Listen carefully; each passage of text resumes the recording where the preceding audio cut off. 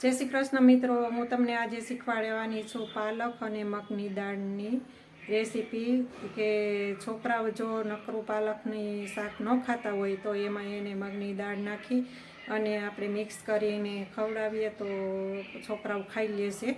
નકરી પાલકની ભાજી ન ભાવતી હોય તો છોકરાઓને, તો ચાલો હું તમને આજની રેસીપી બતાવું છું. તો આપણે એક કઢાઈ લઈ લીધી છે, એમાં હવે આપણે તેલ મૂકીશું. 2 પાવડા તેલ મૂકીશું.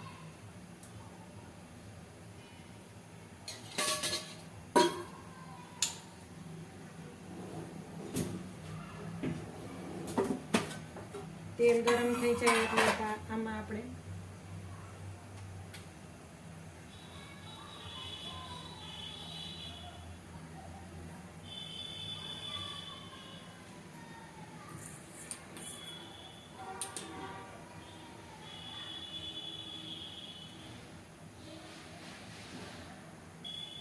તેલ ગરમ થઈ ગયું છે આપણું, એમાં એટલે આપણે 1 ચમચી રાઈ નાખીશું.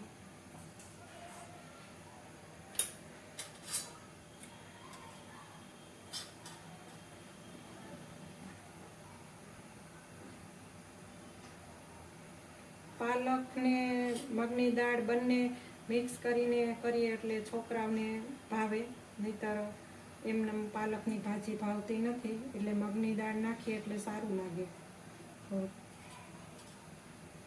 તો ગેસની ફ્લેમ પહેલાં ધીમી હતી, થોડીક હવે ફૂલ કરેલી છે. પછી જો રાઈ આપણી હવે ફૂટવા માંડી છે તો એમાં હવે 1 ચમચી જીરું નાખીશું. અને આ રીતથી મેં કળી હતી લસણની, એના મેં આવા કટકા કરી લીધેલા છે.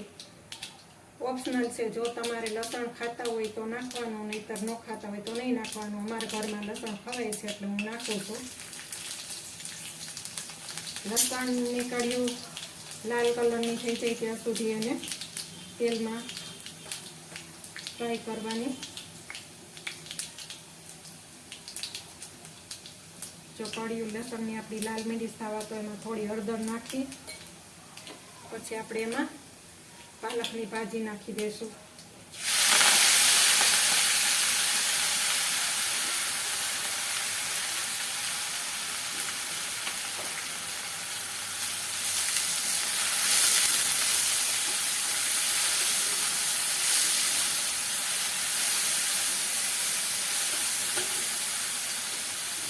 પછી એમાં થોડી આપણે પહેલાં હળદર નાખેલી હતી, પાછી થોડી હળદર નાખીશું.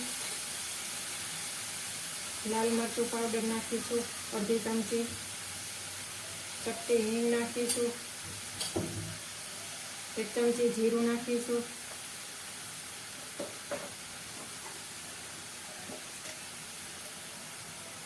આ અમે સિંધાવ નમક ખાઈએ છીએ એટલે 1 ચમચી સિંધા નમક નાખીશું. સિંધા નમક મોળું હોય છે, જો તમે પેલું ખાતા હોય ટાટા નમક કે દરિયાઈ નમક તો તમારા હિસાબથી નાખો, નહીંતર ખારી થઈ જશે.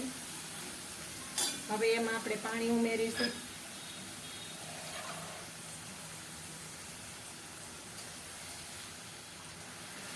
પાણી ઉમેરી એમાં જે આપણે મગની દાળ ધોઈને પલાળેલી હતી, મેં ધોઈને પલાળીને રાખેલી હતી, તો એ મગની દાળ નાખી દઈશું આમાં આપણે.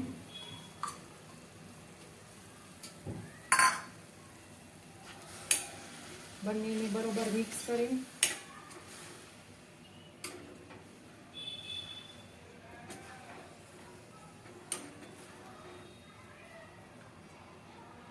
પછી આપણે થોડું પાણી નાખશું એટલે મગની દાળ સરસથી ચડી જાય. તો આને ચડતા 15 થી 20 મિનિટનો સમય લાગે છે, તો હવે આપણે એને ઢાંકી દઈશું.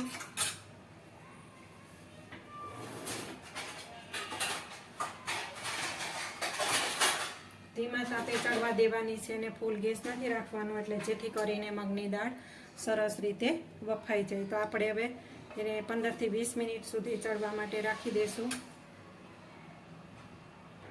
તો આપણે 15 થી 20 મિનિટ થઈ ગઈ છે. જો મિત્રો, સરસ મજાની આપણી પાલકની ભાજી મગની દાળવાળી તૈયાર થઈ ગઈ છે, રેડી. તો આવી જ અવનવી રેસીપી જોવા માટે મારા વિડીયાને લાઈક, શેર ને સબસ્ક્રાઈબ કરજો અને કોમેન્ટ કરજો કે આજની રેસીપી કેવી લાગી તમને.